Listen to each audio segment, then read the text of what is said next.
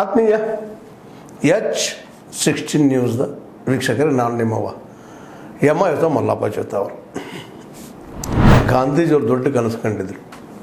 ಅಧಿಕಾರ ಎಲ್ಲ ಕಡೆ ಹರಿದಂಚು ಹೋಗಲಿ, ಗ್ರಾಮಗಳು ಸ್ವರಾಜ್ಯ ಆಗಲಿ ಅಂತಾರೆ. ಆ ದಿಶೆಯಲ್ಲಿ ನಮ್ಮ ಕರ್ನಾಟಕದ, ಅದರಲ್ಲೂ ಮುಖ್ಯವಾಗಿ ಇವತ್ತು ನಾವು ನಜೀರ್ ಸಾಹೇಬ್ ನೆನೆಸ್ಬೇಕಾಗ್ಯದ. ರಾಮಕೃಷ್ಣ ಹೆಗಡೆಯವ್ರ ಕಾಲದಲ್ಲೇ 1983-85 ಸುಮಾರದಲ್ಲ ನಮ್ಮ ನಜೀರ್ ಸಾಹೇಬರು ಭಾಳ ಗಾಂಧಿವಾದಿಗಳಿದ್ದರು. ಅವರು ಇದನ್ನು ತರಬೇಕು, ಪಂಚಾಯತ್ ರಾಜ್ ನಮ್ಮನ್ನು ತರಬೇಕು ಅಂತೇಳಿ ದೊಡ್ಡ ಶ್ರಮಪಟ್ಟು ತಂದರು. ಅವರ ಒಂದು ಪ್ರಯತ್ನದಿಂದಾಗೆ ಪ್ರತಿ ಹಳ್ಳಿಗೂ ಸಹಿತ ನಮ್ಮಲ್ಲೇ ಕೈ ಪಂಪ್ಗಳು, ನೀರಿನ ಪಂಪ್ಗಳು ಬಂದು ಸ್ವಚ್ಛ ನೀರು ಸಿಗುವಂಥ ಒಂದು ವ್ಯವಸ್ಥೆ ತಯಾರಾಯಿತು. ಅಲ್ಲಿವ್ರಿಗೆ ಯಾವುದೇ ಕಾಂಗ್ರೆಸ್ ಸರ್ಕಾರ ಅಥವಾ ಹಿಂದಿನ ಯಾವುದೇ ಸರ್ಕಾರ ಪ್ರಯತ್ನ ಮಾಡಲಿಲ್ಲ. ದೊಡ್ಡ ಸಾಹಸ ಮಾಡಿದ್ರು. ಗಾಂಧೀಜಿಯವ್ರನ್ನ ಅಸ್ತಿತ್ವಕ್ಕೆ ತರಬೇಕು, ಆ ವಿಚಾರನ ಮುಂದುವರ್ಸ್ಕೊಂಡು ಹೋಗ್ಬೇಕಂತೇಳಿ ಪಂಚಾಯತ್ ರಾಜನ್ನು ಮಾಡಿದರು. ನಂತರ ಅದ್ರ ಮೇಲೆ ಸಾಕಷ್ಟು ಅಮೆಂಡ್ಮೆಂಟ್ಗಳು ಮಾಡಿ ನಮ್ಮ ಕಾಂಗ್ರೆಸ್ಸಿಗರು, BJPಗರು, ಸಮಾಜವಾದಿಗಳು ಅಧಿಕಾರ ಸಿಗದಂಗೆ ಮಾಡ್ತಾಯಿದ್ದಾರೆ ಇವತ್ತಿಗೂ ಸಹಿತ. ಅದು ಅಧಿಕಾರಿಗಳ ಕೈಯಾಗಲ್ಲ ರೀ. ಇವತ್ತು ನಾವೊಂದು ಪ್ರಶ್ನೆ ಮಾಡಿದೆ ನಿಮಗೆ, ಯಾವ ಗ್ರಾಮ ಪಂಚಾಯತಿ ಅಲ್ಲಿಯ ಶಾಸಕರಿಂದ ಮುಕ್ತಿ ಹೊಂದಿದ ಹೇಳ್ರಿ, ಒಂದು ಉದಾಹರಣೆ ಕೊಡ್ರಿ ನೋಡೋಣ. ಇವತ್ತು ಚುನಾವಣೆಗಳಾಗ್ತದೆ, ಇನ್ನೂ ಲೇಟ್ ಆಗಿದೆ, ಆಗ್ಬೇಕಾಗಿ ಚುನಾವಣೆ, ಪಂಚಾಯತ್ ರಾಜ್ ಚುನಾವಣೆ, ಅಷ್ಟಲಿಷ್ಟು ಚುನಾವಣೆ ಆಗ್ತಾವಪ್ಪ, ಯಾರೋ ಬರ್ತಾರೆ ಅಂತ ನಾವು ಸಮಾಧಾನ ಮಾಡ್ಕೊಳ್ತಾ ಇದ್ದೀವಿ. ಅದು ಇಲ್ಲ. ಈಗ ಚುನಾವಣೆ ಮುಂದೆ ಅನೇಕ ಸ್ಥಳೀಯ ಸಂಸ್ಥೆಗಳು ಇಲ್ಲ, ಮುನ್ಸಿಪಾಲ್ಟಿ ಕೆಲವೊಂದಿಷ್ಟು ಇಲ್ಲ. ಯಾಕೆ ಹಿಂಗೆ ಮಾಡ್ತಾಯಿದ್ದೀರಿ? ಸಿದ್ದರಾಮಯ್ಯನವರ, ಸಮಾಜವಾದಿ ಸಿದ್ದರಾಮಯ್ಯನವರ, ರಾಮಕೃಷ್ಣ ಹೆಗಡೆಯವ್ರ ಜೊತೆ ಗುರುತಿಸ್ಕೊಂಡವ್ರು ಕೊನೆ ರಾಮಕೃಷ್ಣ ಹೆಗಡೆಯವ್ರಿಗೆ ಮೋಸ ಮಾಡಿದವ್ರು ನೀವು, ಆ ಮಾತು ಬೇರೆ. ಆದರೆ ಇವತ್ತು ನಾವು ಈ ಮಾತನ್ನು ಮೋಸವನ್ನು ಶಬ್ದ ಯಾಕೆ ಬಳಸ್ತಾ ಇದ್ದೀವಪ್ಪ ಅಂತಂದ್ರೆ, ರಾಮಕೃಷ್ಣ ಹೆಗಡೆ ಮತ್ತು ನಜೀರ್ ಸಾಹೇಬ್ರ ಕಂಡಂತಹ ಒಂದು ಗ್ರಾಮ ರಾಜ್ಯವನ್ನು ಇವತ್ತು ನೀವು ಚುನಾವಣೆ ಮಾಡ್ತಾ ಇಲ್ಲಲ್ರಿ. 1.5 ವರ್ಷ ಆಯ್ತು ಬಂದು ಅಧಿಕಾರಕ್ಕೆ. ಬರೀ ಗೆಲ್ಲೋ ಸೋಲು ಅಷ್ಟೇ ಮುಖ್ಯ ನಿಮಗೆ. ಮತ್ತು ಮೇಲಾಗಿ ಯಾವ ಆಡಳಿತ ಪಕ್ಷ ಇರ್ತದನೋ ಅದ್ರ ಪರವಾಗಿ ಆಗಿಬಿಡ್ತಾವೆ ಎಲ್ಲನೂ. ಯಾಕೆಂದರೆ ಪಾರ್ಟಿ ಪೊಲಿಟಿಕ್ಸೇ ಬರೋದಿಲ್ಲ ಗ್ರಾಮ ಪಂಚಾಯತಿಯೆಲ್ಲ. ಅಲ್ಲಿ ಶಾಸಕರಿರ್ತಾರೆ, ಶಾಸಕರು ಏನು ಹೇಳ್ತಾರೆ ಅದು ಮಾತು ನಡ್ಕೊಂಡು ಹೋಗ್ತವೆ. ಎಲ್ಲ ಪಂಚಾಯತಿಗಳು ಅವ್ರು ಹೇಳಿದ ಹಿಡಿತಾವೆ. ಎಲ್ಲೂ ಒಂದಿಷ್ಟು ಕೆಲವು ವಿರೋಧ ಪಕ್ಷಗಳನ್ನ ಹೋಗ್ತಾ ಇದ್ದಾರೆ, ವಿರೋಧಿಗಳು ಆಗ್ತಾಯಿದ್ದಾರೆ, ಆ ಮಾತು ಬೇರೆ. ಆದ್ರೆ ಇವತ್ತು ನಾವು ಈ ನೆಲೆಯಲ್ಲೇ ಯೋಚನೆ ಮಾಡ್ತಾ ಹೋದ್ರೆ ಇವತ್ತು ನಮ್ಮ ಗ್ರಾಮ ಪಂಚಾಯತಿಗಳು ಸಹಿತ ವಿಫಲ ಆಗಿದ್ದಾವ್ರಿ. ಈಗ ಬರೀ ಅಲ್ಲೂ ಸಹಿತ ಇವು ಏನಾಗಿದೆಪ್ಪ, ತಹಶೀಲ್ದಾರ್ ಇನ್ನೊಂದು ಸಣ್ಣ ತಹಶೀಲ್ದಾರ್ ಆಫೀಸ್ ಆಗಿದ್ದಾವೆ, ಅಲ್ಲೂ ಭ್ರಷ್ಟಾಚಾರ, ಪ್ರತಿಯೊಂದಿಗೂ ಅಲ್ಲೂ ಅವ್ಯವಹಾರಗಳು. ಒಬ್ಬ PDO ಇವತ್ತು ಕೋಟ್ಯಾಧೀಶ ಆಗ್ತಾನೆ, ಹೆಂಗೆ ಆಗ್ತಾನೆ ರೀ? ಇವತ್ತು ನಾವು ಪ್ರಶ್ನೆ ಮಾಡಬೇಕಾಗ್ಯದ. ಇದು ಸರ್ಕಾರದ ರಿಪ್ರೆಸೆಂಟೇಟಿವ್ ಆಗಿ ಬಂದಂಥ PDO. ಇವರು ಪಂಚಾಯತ್ ಡೆವಲಪ್ಮೆಂಟ್ ಆಫೀಸರ್ಗಳು. ಯಾವೊಬ್ಬ ಪಂಚಾಯತ್ ಡೆವಲಪ್ಮೆಂಟ್ ಆಫೀಸರ್ ಹೌದು ಪ್ರಾಮಾಣಿಕವಾಗಿ 10 ಪೈಸೆ ತೊಗೊಳೋದು ಕೆಲಸ ಮಾಡ್ತಾನೆ ಅಂತ ತೋರಿಸ್ರಿ. ಯಾವೊಬ್ಬ PDO ಶಾಸಕನ ಮಾತು ಮೀರಿ ಒಳ್ಳೆಯ ಕೆಲಸ ಮಾಡ್ತಾನೆ ಅನ್ನೋದನ್ನು ತೋರಿಸ್ಕೊಟ್ರು ನೋಡೋಣ, ಸಾಧ್ಯನೇ ಇಲ್ಲ. ಇವರು ಅವ್ರು ಹೇಳ್ದಂಗೆ ಕೇಳುವಂಥವ್ರು ಪಾಪ ಜನರದಾಗಿ ಅಂತ ಅಷ್ಟಕ್ಕಷ್ಟು ಕಲ್ತಂತ ಅವರು ಅಧ್ಯಕ್ಷರು, ಉಪಾಧ್ಯಕ್ಷರು, ಕಾರ್ಯದರ್ಶಿಗಳು ಇವರು ಸಹ ಅಲ್ಲಿ ಅದಕ್ಕೆ ಬದ್ಧಾಗೋರು. ಹೀಗಾಗಿ ಇವತ್ತು ಗಾಂಧೀಜಿಯವರ ಪಂಚಾಯತ್ ರಾಜ್ ಕನಸು ಪೂರ್ತಿ ಒಂದು ಹೆಚ್ಚು ಕಡಿಮೆ 99.9 ಅಂದರೂ ಅಡ್ಡಿ ಇಲ್ಲ, ವಿಫಲ ಆಗಿದೆ ಅಂತ. ಯಾಕೆಂದರೆ ಯಾವ ಪಕ್ಷದ ಶಾಸಕ ಅಲ್ಲಿ ಗೆದ್ದಿರ್ತಾರೋ ಅವ್ರು ಹೇಳಿದಂಗೆ ಅಲ್ಲಿ ಆ ಪಂಚಾಯತಿಗಳಲ್ಲೇ ಭಾಳಷ್ಟು ಪಂಚಾಯತಿಗಳಲ್ಲೇ ಅಧ್ಯಕ್ಷ ಉಪಾಧ್ಯಕ್ಷ ಅವ್ರು ಬೇಕಾದಂಥ ಆಗಿ ಹೋಗ್ಬಿಡ್ತಾರೆ. ಆ ಸದಸ್ಯರು ಸಹಿತ ಏನಾಗಿಬಿಡ್ತಾರಪ್ಪ ಅಂದರೆ ಇವತ್ತು ಅವರು ಖರ್ಚು ಮಾಡಿ ಬರ್ತಾಯಿದ್ದಾರೆ. ಎಲ್ಲ ಕಡೆ ಭ್ರಷ್ಟಾಚಾರ ಆಗಿಬಿಟ್ಟದ.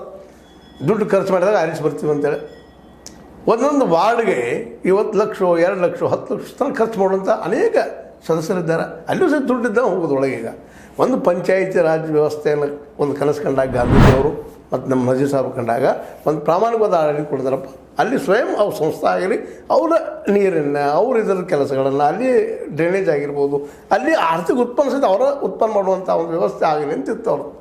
ಈ ಯಾವ ಪಂಚಾಯತಿ ಒಂದು ತೋರಿಸಿ ನೋಡೋಣ, ಹೌದು ಅವರ ಆರ್ಥಿಕ ಉತ್ಪನ್ನ ಅವ್ರು ಮಾಡಿಕೊಂಡು ತಮ್ಮ ಹಳ್ಳಿಯನ್ನು ಬೆಳೆಸ್ಕೊಳ್ತಾ ಇದ್ದಾರೆ ಅಂತ. ಎಲ್ಲದಕ್ಕೂ ರಾಜ್ಯಕ್ಕೆ ನೋಡೋದು, ಕೇಂದ್ರಕ್ಕೆ ನೋಡ್ಕೊಳ್ಳೋದು, ಮತ್ತು ಅಲ್ಲಿ ಕೆಲಸಗಳು ಸಹಿತ ನಿಮಗೆ ಗೊತ್ತಿಲ್ಲ, ಸಾಕಷ್ಟು ಆರೋಪಗಳಿದ್ದಾವೆ.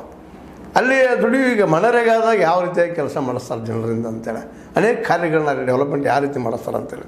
ಈಗ ಹೆಂಗಾಗಿದೆ ಅಂದರೆ ಅದು ಸಹಿತ ಇನ್ನೊಂದು ಟ್ಯಾಕ್ಸ್ ಕಲೆಕ್ಷನ್ ಮಾಡುವಂಥ ಒಂದು ಸಂಸ್ಥೆ ಆಗ್ಯದ.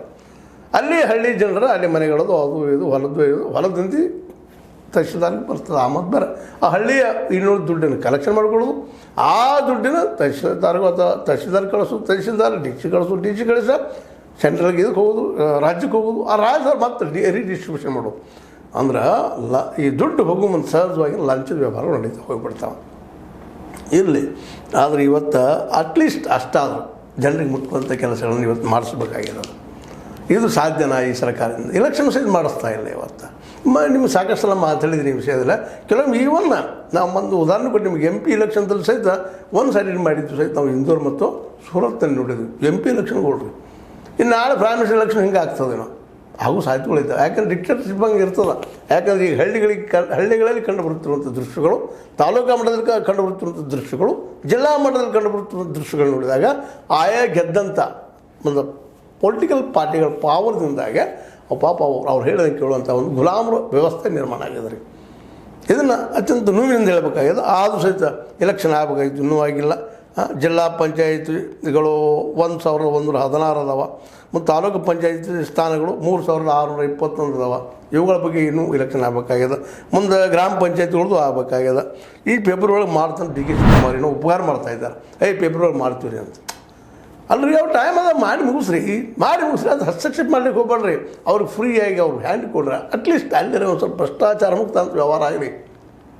ಈಗ ಅಲ್ಲೂ ಸಹಿತ ಹೊಡೆದಾಟ ಸೆರೆ ಹಂಚೋದು ಮತ್ತೇನೋ ಮಾಡೋದು, ಒಬ್ಬ ಸದಸ್ಯ ಆಗಬೇಕು, ಏನೇನೋ ಮಾಡೋದನ್ನ ನೋಡ್ತಾ ಇದ್ದೀವಿ. ಹೀಗಾಗಿ ನಮ್ಮ ಡೆವಲಪ್ಮೆಂಟ್ ಆಗಲಿದ್ರೆ ಹೆಂಗೆ ಆಗ್ಲಿಕ್ಕೆ ಆಗ್ಲಿಕ್ಕೆ ಸಾಧ್ಯದ ರೀ. ಯಾಕೆ ನಾವು ದುಡ್ಡನ್ನು ಎದಕ್ಕೆ ಖರ್ಚು ಮಾಡ್ತಾ ಇರ್ತೀವಿ, ನಮ್ಮ ಹಣವನ್ನು, ನಮ್ಮ ಟ್ಯಾಕ್ಸ್ ದುಡ್ಡನ್ನು.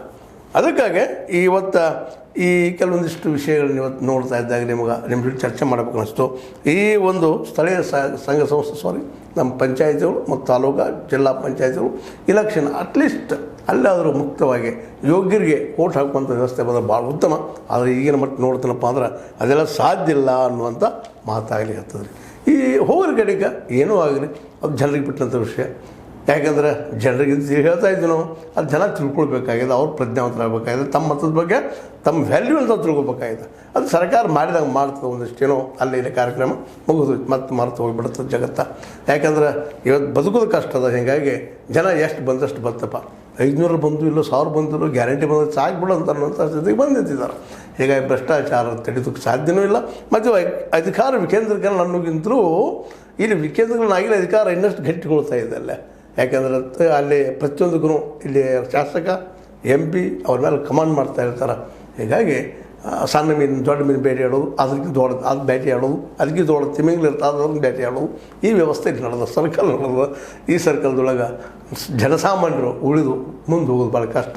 ಏನೇ ಇರಲಿ ಒಂದು ಸಾಹಸ ಆಗ್ಯದ, ಅದು ಸರಿಯೋ ತಪ್ಪೋ ಒಂದು ಹಂತಕ್ಕೆ ಆಗ್ಯದ. ಆದರೆ ಟೈಮ್ ಟು ಟೈಮ್ ಇಲೆಕ್ಷನ್ ಆಗಬೇಕಾಗಿದ್ದು ಒಂದು ಏನಪ್ಪ ಅಂತಂದ್ರೆ ಅಟ್ಲೀಸ್ಟ್ ಹೊಣೆ ಆ ದಿಶೆಯಲ್ಲೇ ನಮ್ಮ GS ಸಂಗ್ರೇಶಿ ಅವರು ಅಂದರೆ ರಾಜ್ಯ ಮುಖ್ಯ ಚುನಾವಣಾ ಆಯುಕ್ತರು ಹೇಳ್ತಾ ಇದ್ದಾರೆ, ಇಲ್ಲರಿ ನಾವು ಮಾಡ್ಕೊಳ್ತೀವಿ ಹೇಳಿದ್ರಿ, ಈಗಾಗಲೇ ಕ್ಷೇತ್ರ ವಿಂಗಡಣೆ ಅನ್ನೋದು ಎಲ್ಲನೂ ಅದು ಕೊಟ್ಟಿದ್ರು ಎಷ್ಟೊಳಗೆ ಎಲೆಕ್ಷನ್ ಮಾಡಿ ಮುಗಿಸ್ತಿದ್ವಿ, ನಮ್ಮ ಕೈ ಅಧಿಕಾರ ಇಲ್ಲರಿ, ಯಾವಾಗ ರಾಜ್ಯ ಸರ್ಕಾರ ಹೇಳ್ತಾ ಮಾಡ್ತೀವಿ ಅನ್ನೋ ಹಂಗೆ ಹೇಳಿದ್ದಾರೆ. ಮತ್ತು ರಾಜ್ಯ ಸರ್ಕಾರ ಕೆಲಸ ಏನ್ರಿ, ತಾವು ಯಾವಾಗ ಗೆಲ್ತಾನಂತಾರೆ ಆಗ ಮಾಡೋದ. ಇದು ಪ್ರತಿಯೊಂದು ರಾಜ್ಯದಲ್ಲಿ ಹೋದ್ರಿ. ಈಗ ಏನಾಡು ನಮ್ಮ ಇದ್ರ ಬಾಂಬೆದು ಆಯ್ತು ನಿಮ್ಗೆ ಗೊತ್ತಲ್ಲ, ಮಹಾನಗರ ಪಾಲಿಕೆ ಅಲ್ಲಿದ್ದು ಏನಾಗೋದು ಇಲೆಕ್ಷನ್. ಯಾಕೆ ಇಲ್ಲಿವರೆಗೆ ಮುಂದೆ ಹಾಕೋದು ಬಂದ್ರೆ ಅಲ್ಲಿ BJP ಸರ್ಕಾರ, ಕರ್ನಾಟಕದಲ್ಲಿ ಅದೇ ಪರಿಸ್ಥಿತಿ, ಕಾಂಗ್ರೆಸ್ ಸರ್ಕಾರ ಆದಷ್ಟು ಮುಂದೆ ಹಾಕೋದು ಹೋಗಿಬಿಡೋದು. ಈ ಕರ್ನಾಟಕದಲ್ಲೇ ಈಗ ಕೆಲವೊಂದಿಷ್ಟು ಜನ ಆಗಿದಾವೆ, ಎಲೆಕ್ಷನ್ ಆಗಿದಾವೆ, ಅಲ್ಲಿನ ಇದು ಅಧ್ಯಕ್ಷರು ಉಪಾಧ್ಯಕ್ಷ ಸ್ಥಾನ ಕೊಟ್ಟಿಲ್ಲ, ಅಧಿಕಾರ ಕೊಟ್ಟಿಲ್ಲ ಅವ್ರಿಗೆ. ಹೀಗಾಗಿ ಇನ್ನೂ ಕೆಲವೊಂದಿಷ್ಟು ಏನಪ್ಪ ಅಂತಂದ್ರೆ ಇಲ್ಲೇ ಜನಪ್ರತಿನಿಧಿಗಳು ಇಲ್ಲ ಅನ್ನುವಂಥ ಮಾತ್ರ. ಕೆಲವು ಜಿಲ್ಲೆ ಮೈಸೂರು, ಕಲಬುರಗಿ, ರಾಯಚೂರು, ಯಾದಗಿರಿ, ಬೀದರ, ಕೊಪ್ಪಳ, ರಾಮನಗರ, ಶಿವಮೊಗ್ಗ, ದಾವಣಗೆರೆ ಇವೆಲ್ಲ ಸ್ಥಳೀಯ ಸಮಸ್ಯೆಗಳು ಬರ್ತಾವೆ. ಇಲ್ಲ ನಗರಸಭೆಗಳು ಅಂತೇಳಿ ಇವುಗಳು ಸಹಿತ ಇಲೆಕ್ಷನ್ ಆಗಬೇಕಾಗಿದೆ. ಕೆಲವು ಕೂಡ ಇಲೆಕ್ಷನ್ ಆಗ್ಯದ, ಅಲ್ಲಿ ಅಧ್ಯಕ್ಷ ಉಪಾಧ್ಯಕ್ಷ ನೇಮಿಸಿಲ್ಲ. ಈ ರೀತಿಯಾಗಿ ಯಾವ ವ್ಯವಸ್ಥೆಗಳ ಗುಡಾಣ ಆಗ್ಯದ. ಇದೊಂದು ರೀತಿ ಅಧಿಕಾರ ವಿಕೇಂದ್ರೀಕರಣ ಅನ್ನೋಕ್ಕಿಂತಲೂ ಇದೊಂದು ರೀತಿ ವ್ಯಂಗ್ಯದಂಗೆ ಆಗಿ ಹೋಗ್ಬಿಟ್ಟದ. ಇದು ಜನರಿಗೆ ಒಳ್ಳೇದನ್ನು ಮಾಡೋಕ್ಕಿಂತ ಇನ್ನಷ್ಟು ಹಾಳು ಮಾಡೋದು ಸಂಸ್ಥೆಗಳಾಗ್ತಾ ಇದ್ದಾವಪ್ಪ, ಭ್ರಷ್ಟಾಚಾರದ ಕೇಂದ್ರಗಳಾಗ್ತಾ ಇದ್ದಾವೆ ಅನ್ನೋದು ಮಾತ್ರ ಅಷ್ಟು ಸತ್ಯದ. ಇದು ಯಾವಾಗ ತಿದ್ದುದು ಅಂದಾಗ ಭಾಳ ಜನ ಅಂತಾರೆ, ಇಲ್ಲ ಪವಾಡ್ ಪುರುಷ ಬರ್ತಾನೆ, ನಾಯಕ ಬರ್ತಾನೆ, ಪರಿವರ್ತನೆ ಮಾಡೋದು ನಮ್ಗೆ ಭಗವದ್ಗೀತೆ ಅಂತ ಹೇಳ್ತದೆ. ಇಲ್ಲಪ್ಪ ಯದಾ ಗ್ಲಾನಿರ್ಭವತಿ ಭಾರತ ಅಂತೇಳಿ ಯಾವಾಗ ಒಂದು ಕೆಟ್ಟ ಪರಿಸ್ಥಿತಿ ಬರ್ತೋ ಆ ಕೃಷ್ಣ ಬರ್ತಾನೆ ಅಂತ ಹೇಳ್ತಾರೆ. ಅದು ಕೃಷ್ಣ ಯಾವಾಗ ಬರ್ತಾನೋ ಇವರೆಲ್ಲ ಯಾವಾಗ ಕಾಪಾಡ್ತಾನೆ ನೋಡ್ಬೇಕಾಗ್ಯದ. ಬಟ್ ಭ್ರಷ್ಟಾಚಾರ ಮಾತ್ರ ಇಡೀ ಒಂದು ದೇಶ ತುಂಬ ಹಬ್ಬದ ಮತ್ತು ಹಳ್ಳಿಗಳಲ್ಲೂ ಸಹಿತ ಹಬ್ಬದ. ಇದನ್ನು ಆದಷ್ಟು ಅಂಥ ಶ್ರೇಷ್ಠ ಕೃಷ್ಣರೇ ಬರಲಿ, ಇಲ್ಲ ಸ್ವತಃ ನಮ್ಮ ಮತದಾರರು ಕೃಷ್ಣಾಗೆ ಅಯೋಗ್ಯನ ತೆಗೆದುಹಾಕುವಂಥ ಪರಿಸ್ಥಿತಿ ಬರಲಿ. ಮತ್ತು ಟೈಮ್ ಟು ಟೈಮ್ ಇವು ಅಧಿಕಾರ ವಿಕೇಂದ್ರೀಕರಣ ಆಗುವಂಥ ಸ್ಥಳ ಇಲೆಕ್ಷನ್ ಆದರೂ ಮಿನಿಮಮ್ ಮಾಡುವಂಥ ಒಂದು ಧ್ಯೇಯನ ಈ ಕಾಂಗ್ರೆಸ್ BJP ಸರ್ಕಾರ ಮಾಡಿದ ಭಾಳ ಉತ್ತಮ. ಅದೇನೋ ಆಗಲಿ, ಇವೆಲ್ಲ ನಡೀತಾ ಇದ್ದಿದ್ದು ವಸ್ತುಸ್ಥಿತಿಗಳು ನಿಮ್ಮೊಂದಿಗೆ ಹೇಳಬೇಕಾಗ್ಯದ. ಹೇಳ್ತಾ ಇದ್ದೀನಿ. ನಿಮ್ಮ ಲೈಕ್ ಮಾಡಿ, ಶೇರ್ ಮಾಡಿ, ಕಾಮೆಂಟ್ ಮಾಡಿರಿ. ಜೊತೆಗೆ ಇದನ್ನು ಸಬ್ಸ್ಕ್ರೈಬ್ ನಿಲ್ಲಿಸ್ಲಿಕ್ಕೆ ಹೋಗ್ಬೇಡ್ರಿ. ಯಾಕಪ್ಪ ಅಂದ್ರೆ ಈ ಒಂದು H16 ನ್ಯೂಸ್ ಸತ್ಯದ ಕೈಗಳಲ್ಲಿ ವಂದನೆಗಳು.